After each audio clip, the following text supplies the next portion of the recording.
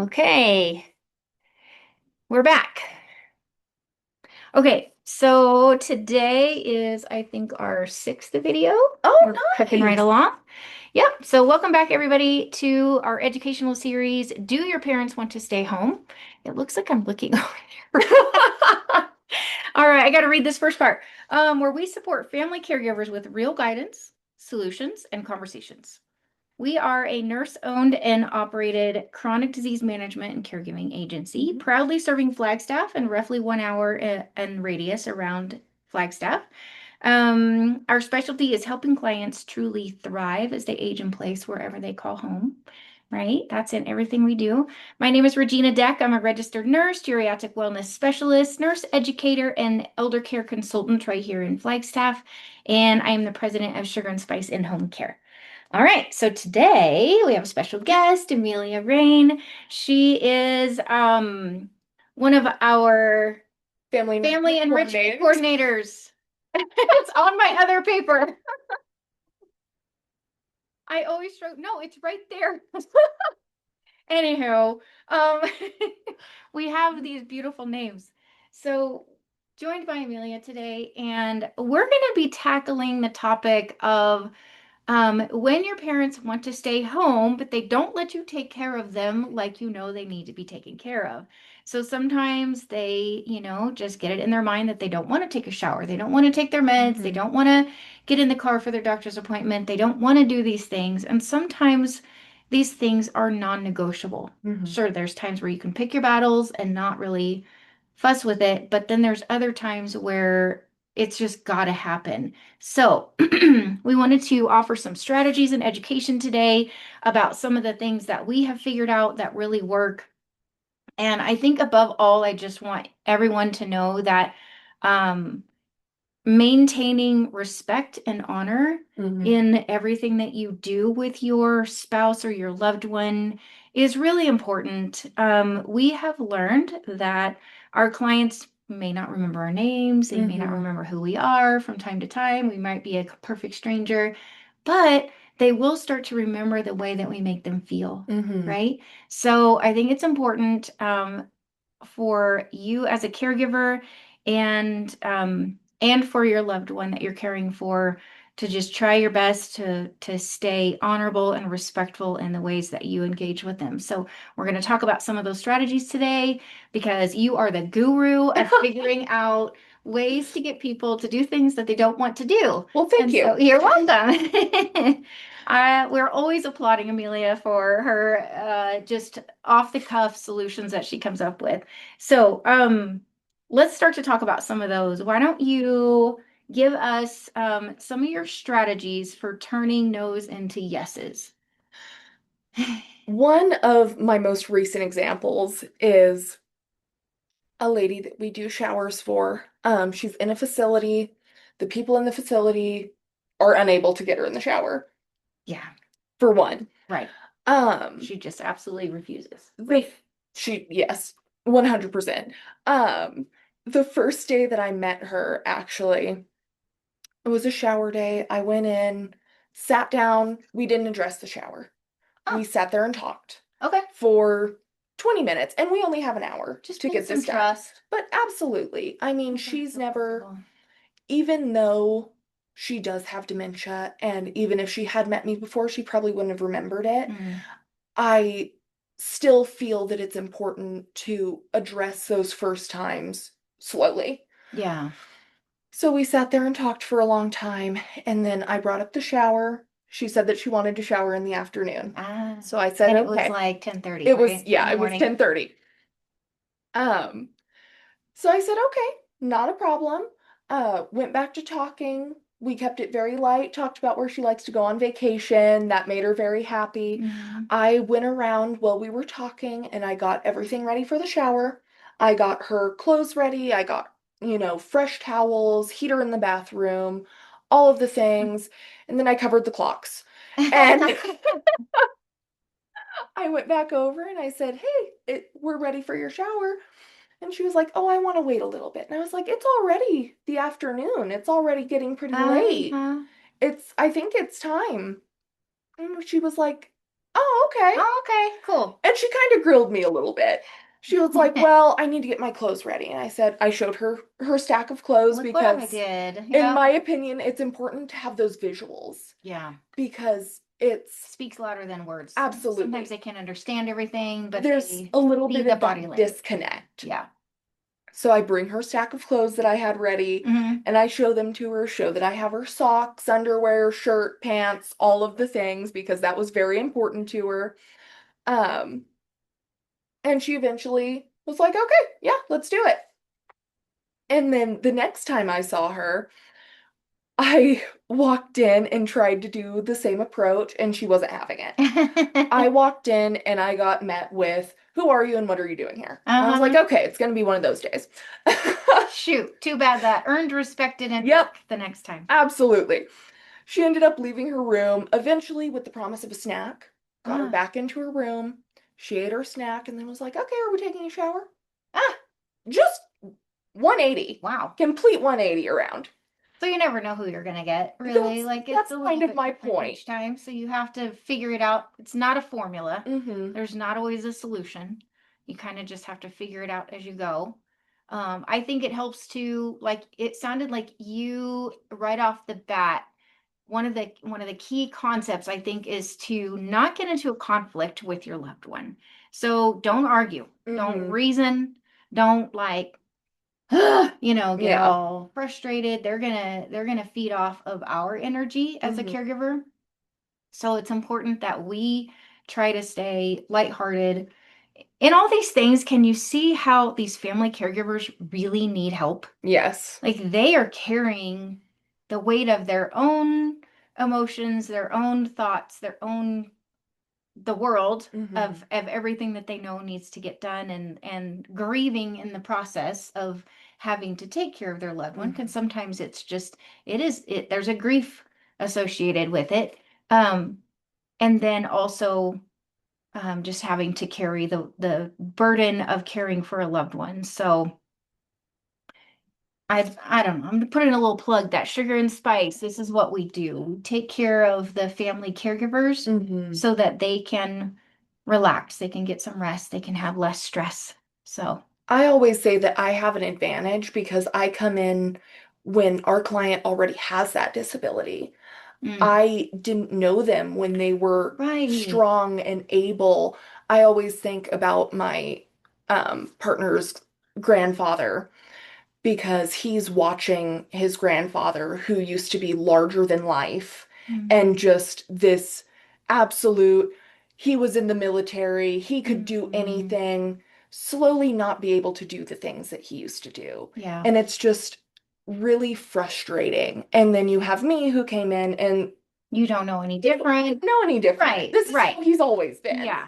Yeah. Let us come and help because it's easier for us to come in and give you a break. And right, we don't have the emotional ties. We're not, they're around the clock like our family caregivers are. So, we can come in, be one-on-one specific with a family member, dedicate all the time and patience. We can move at their pace, Hmm. right? We can hear the no 15 times. We can answer the same question 15 times in the same minute. We can redirect. We can do all those things. We come in with fresh energy and we can be there to help and support and give you a much needed break. All right. So let's talk about medications. What are some Medications. tricks with medications? Yeah, because sometimes these are non-negotiables, right? Maybe they're diabetic, maybe they're on an Hmm. antibiotic, maybe they're on a heart medication, maybe it's a psych med, right? To help them just stay in an even keel and be somewhat reasonable throughout the days. Hmm. And so, what are some ways that we can help our loved ones, take their medications and work through that? I've worked with something as simple as I had one lady who was on insulin, um, and she would simply forget. She would Mm. always wake up around 3 a.m. and go to her kitchen and eat either chocolate or bread, Hmm. which Sounds like my kind of girl. for me too, but for diabetics, Right. not phenomenal. Right. So I eventually reached the point where I would walk in and say, "Hey, let's go take your insulin Uh-huh. right now. Just before we do anything else, let's check your blood sugar. Let's get Mm. that done. So that was something that was very simple. To another lady who just hated the feeling of taking her pills. Mm. She hated the way they felt in her throat, and she was also very self-conscious because she would gag a little bit when she Hmm. took them. So she was embarrassed. So what we did there is I would keep them, she would always be sitting at her kitchen table reading the newspaper when I would come in. I would take her pills and leave them on the kitchen counter out of her sight. I would get one little group of them because she had to take a lot. It was Mm. like 10. 10 pills. I would take a little It's a group little of them. overwhelming. It is. Yeah. Get a little group of them, take them over, put them in her hand. Right. And sometimes she would ask me to turn around while she took her pills. One time they had like a big sliding glass door.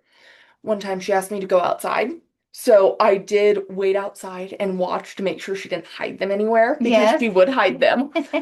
Um, and then wait, her like mental cycle, her memory cycle was Hmm. about 15 minutes. Okay. So I would go in, read the newspaper with her, maybe try to encourage her to drink some water, um, and then wait about, that 15-minute point, get the other grouping of pills, say, "Hey, I'm so sorry. I forgot to give you your pills this morning." Uh-huh. So you take the blame, Yeah, I take the blame, right? and then I get her second round of pills. Yeah. And she was very nice. This doesn't work for everyone because sometimes they'll get annoyed Hmm. because you're forgetting things. But she Backfire. was she was very kind, so I got away with that. Yeah. Um, And I think it takes the pressure off of them because they're probably mhm. a lot of times they're very self-conscious about what they're remembering or what they're not, what they're Yes, forgetting. And so I think anytime that we can put the focus on ourselves, that helps, right? absolutely. I always tell my clients, so my dad had dementia, Hmm. and it was about a 5-year journey from the time he got diagnosed. Okay. But it was important for us to just take the blame, right? Because so many times he would get really frustrated. He couldn't remember. He would forget things, and so I could tell like he was getting upset with himself Hmm. and frustrated at himself. And so, as many times as it was appropriate, and be like, "Oh, I forgot that too. It's no big deal. It's right here." Hmm. Or, "Oh, yeah, where did that go? I thought maybe I had it last. Let me see. Where did I put it? I'm really sorry. I should have put it back where it goes. Let me find it for you." Hmm. Things like that just to help keep the peace. Yeah. um, Something that can come up a lot with folks who have any kind of memory loss is this conspiracy, right? Hmm. Because, and I tell people like just try and put yourself in their shoes, right? So if I always put my earrings in this little dish in my bathroom and then I get up the next morning and they're not there, I'm I'm gonna, maybe think, okay, did I do something with them? But if this kind of stuff keeps happening, I'm like, all right, who's messing with me? Yeah. Right? Somebody's moving my stuff around. Somebody's taking my stuff. Um, my husband's grandmother, she used to wear all of her jewelry um, every day because Okay. she was concerned that somebody was going to take her stuff. And then I think it also just helped her to have peace of Ground mind that herself. here's this, here's this, here's this, here's this, and she Hmm. just, but yeah, it was kind of funny that she would just Hmm. put on like all of her rings and bracelets and necklaces all at the same time.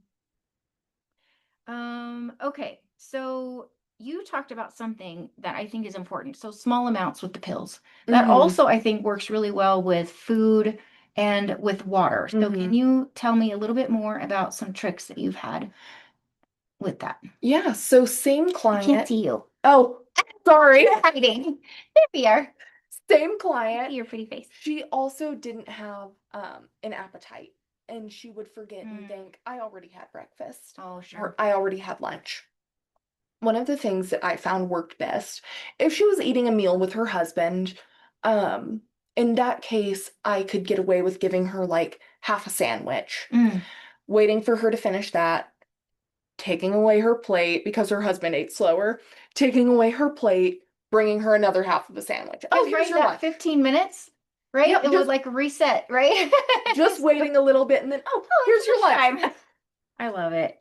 And Yeah. And the another thing. little amounts Mm-hmm. are a lot more palatable for folks who don't have an appetite. Because Yes. sometimes if you bring them a full plate of anything, it's absolutely a huge turnoff. They get overwhelmed. They're like, Mm-hmm. I cannot possibly, and then they just shut down.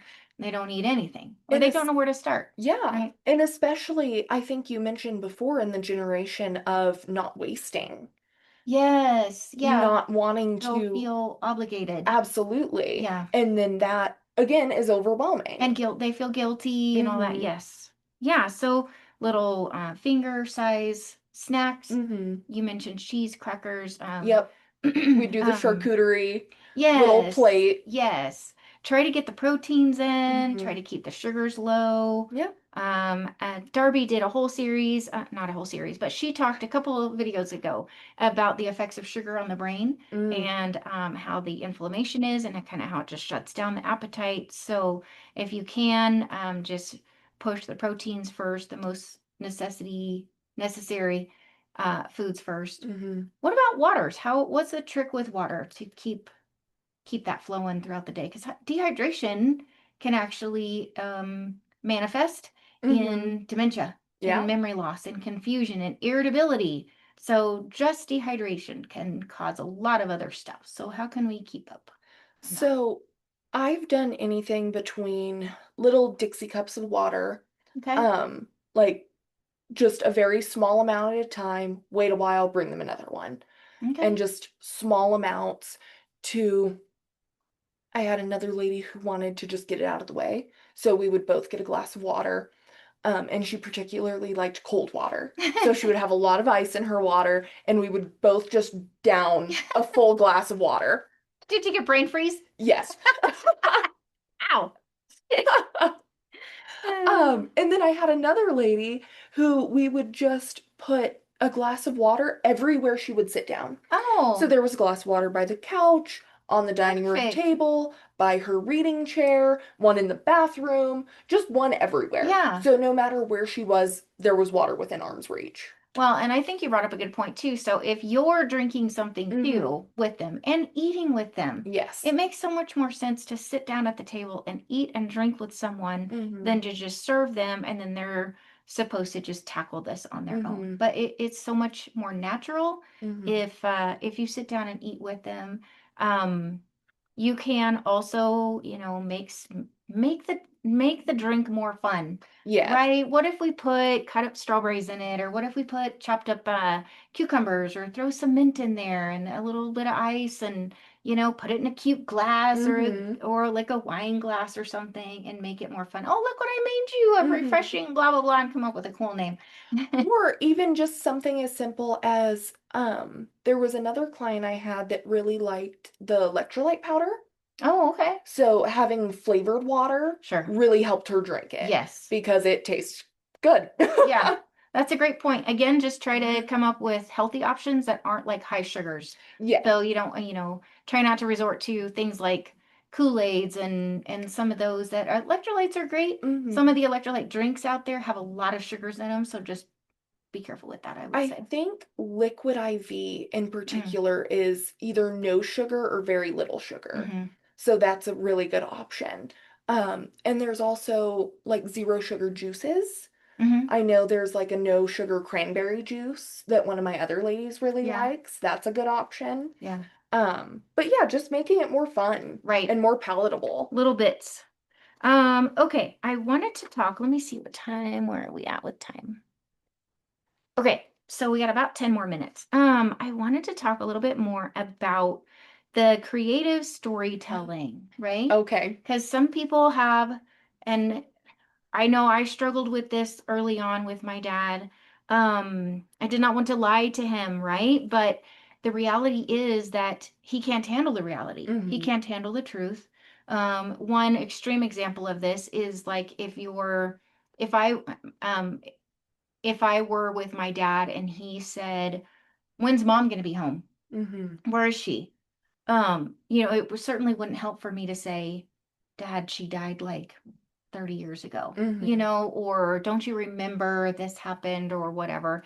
No, I would climb into his world and meet him where he's at and say something along the lines of, she's at work, she'll be home later, right? Yeah. Again, you don't want to elicit a big emotional response. You don't want to get into an argument if you Mm-hmm. can avoid it, because once you get the emotions high with either anger or fear, that issue that they're stuck on becomes a what's it called when it's just like in this loop and it won't stop. Almost like a hyperfixation. Yes, thank you. Yeah, it'll just become something that's very hard to get them off of it.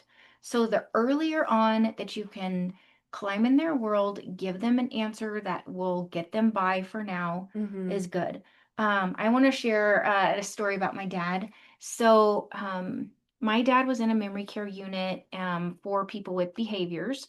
And so he was down in Scottsdale, and my mom and I, this early on, we were still in Flagstaff. So we would travel down there, I don't know, 3 or 4 times a week to visit him. Mm-hmm. We had just left, been gone about 20 minutes, and dad called and he said, I I'm all upset. I could tell he was upset. He said, I came here to this restaurant with the guys for work. We ate lunch. They left, went back to the job, and I'm here at the restaurant, and these ladies are locking the doors and they're not Mm-hmm. letting me out. And I gotta get back to work, and I'm really like I'm getting mad. And I could tell, I mean, he's gonna throw a window, or he's gonna throw a chair through a window or something here pretty soon. So I'm like, oh my gosh, Dad, let me figure out what's going on. This doesn't make sense at all. Why would they lock you inside? That's ridiculous. They can't Mm-hmm. do that to you.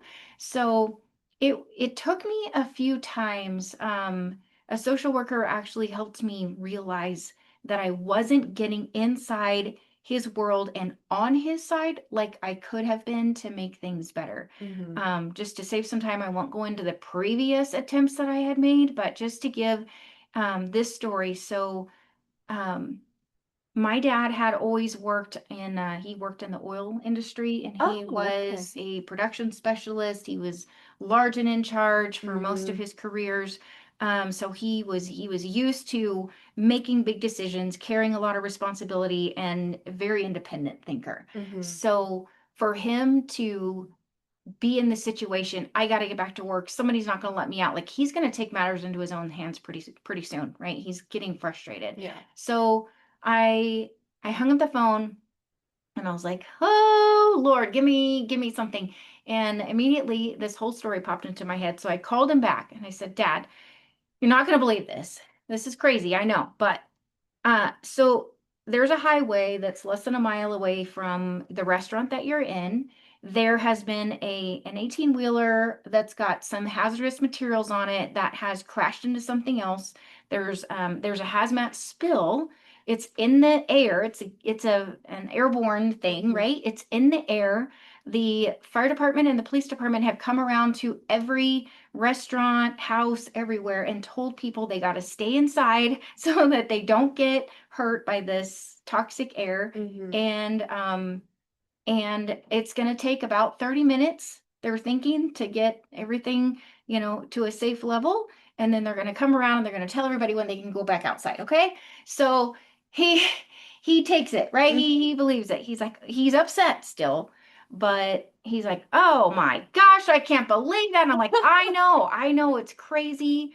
I know it's ridiculous, but they're on it. The emergency vehicles are on scene. They're taking care of it. They've got it under control. And here, let me do this. Let me call Betty at your office and I will tell her what's going on so that she knows where you are so that she's not upset, upset that you're not back at the Mm-hmm. at the job site. Um, and he's like, "Oh, you know her number?" I'm like, "Yeah, I'll call her right now and I'll let her know." But in the meantime, it's free ice cream at the restaurant because they said that, everybody's inconvenienced and so they're giving out free ice cream, and there's a lobby and they've got the football game on. So if you want to just go relax and enjoy some ice cream and watch the football game and just take an Mm-hmm. extra long lunch, then they should be letting you go and be on your way here pretty soon. So that's what I mean. Like sometimes you really got to I'm in their situation with them and get on their side Mm-hmm. as opposed to trying to come up with some reason why they just need to calm down. They just Yeah. need to stop demanding to leave, right? That's not going to work. If I was in that situation, I wouldn't just be like, "Oh, you're locking me in for the next 2 hours. All right, cool. I'm fine with that. I don't need to go Yeah. anywhere." No, I'd be like, "What the heck? What's happening? Yeah, who are you? And get out of my way." Yeah. So, I it's an also idea. feel it's important to mention that we need to remember, and this is something that I always tell our caregivers too, that these are people who lived an entire life before this illness. Of course, These yeah. are people that took care of their families, Yeah. that took care of their parents when they were ill. Hmm. They have been independent Hmm. for 60 years, Hmm. 60 plus years, and now you have to help them take a shower. It's not Sure. it's not easy to wrap Embarrassing. your head around. Yeah. I can't imagine. I mean, someday we'll all be in this position. Hopefully not. And but it's Yes, I get just, it. thinking about, I personally am a very stubborn and independent person. No, I Thank you. me either. I can't imagine being in a position where there's some person younger than me trying to tell me what to do. You Sure. know, Absolutely. I just feel like that's very important to remember when we're thinking about what to tell our loved ones Hmm. when these things are happening, is that they lived a life before this Yeah. and they aren't going to take. Yeah. And that's where that remaining honorable and respectful, I think, Yes. comes in Mm-hmm. of, we're not going to talk down to them or belittle them Mm-hmm. or treat them like they're annoying or I'm so tired of taking care of you, that's that's where sometimes I'm not trying to put a guilt trip on any caregivers Mm-hmm. because that is something that can just naturally happen when you're in it Yeah. 24/7. Like I said, your heart isn't feeling right because you're grieving the loss of your loved one you're losing a little bit of them every day right in Mm-hmm. front of your eyes. You are probably not sleeping well, probably not eating well, probably not taking care of your own health issues because you can't go to the dentist because your loved one would wander around and leave the office, or you don't want to bother anybody to come stay with them. And then you know Mm-hmm. that he would probably, you know, I don't know, wander outside the house when someone's not there because he'd be looking for the spouse that they're always needing to be in front of their eyes. Yeah. Um, so, I'm not trying to make caregivers feel guilty. I know that patience runs thin.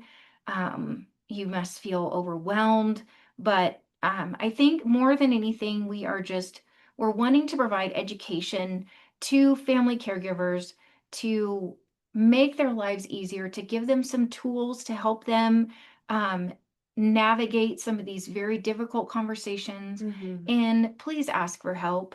It is okay. I know that a lot of our clients feel like it has to be their responsibility to carry the weight of the world and for better, for worse, till death do us part. But that doesn't mean that you have to do it alone. Mm-hmm. And honestly, you can be better for your loved one if you're not at the end of your rope and giving 110% and not taking care of yourself and not getting the rest that you need. Like what happens when you're on an airplane, right? Mm-hmm. What do they say? You Yep. got to put your oxygen mask on first and then put it on your child, Yep. right? Because if you're taken out, you can't help the other one. And so that's really important to understand. If you're taken out, if something happens to you, then what's gonna happen to your loved ones. So it's very important. I feel like I'm talking to a brick wall because I know some of you are just bound and determined and don't feel like you, for whatever reason, should have a break. But you need to take a break. I want to give you permission to take a break. You can start small here at Sugar and Spice. We can start very small. We have no minimum number of Mm-hmm. hours required for you to sign up for services. So we can come for 1 hour if you want. If you just want to try it and Mm-hmm. see how it goes, we can start with little increments. And then as we build trust and build confidence with your loved ones and with you, and you feel like you can leave, then we can extend it a little bit here and there. But I do highly encourage those folks that are out there that are a full-time family caregiver for someone.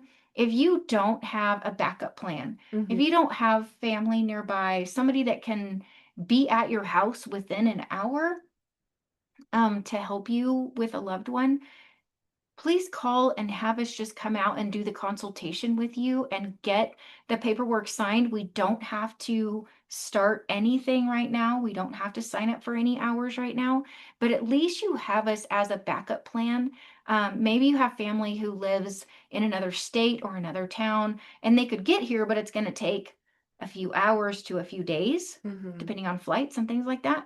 If you just need somebody to be able to jump in, let's say you're the family caregiver, you go to the hospital because you got, I don't know, a urinary tract infection. I actually have a great Right? example for that. Mm, I had a client, the wife had dementia. I had taken her to get her nails done and to get lunch. Her husband called and said, "Hey, I've been having this pain in my knee for a long time. I've decided I need to go to the hospital and get it checked out." Turns out he had an infection in his leg and was at the hospital for mm. several hours. And had we not been there, he probably wouldn't have gone to the hospital. He probably Sure. would have continued ignoring that pain just because somebody has to be with my wife, Yeah. you know? Yeah. It's it is important to have that backup plan because Yes. his kids were, I think, in California. Yeah. So that's an Right. 8-hour Right. drive. We can buy you some time. We can come and be with your loved one if any kind of an emergency kind of thing happens. And then then we have, if we can get the phone numbers Mhm. of next of kin and family and things like that, we can help make phone calls and make those notifications to get help. But all right, I think we are out of time.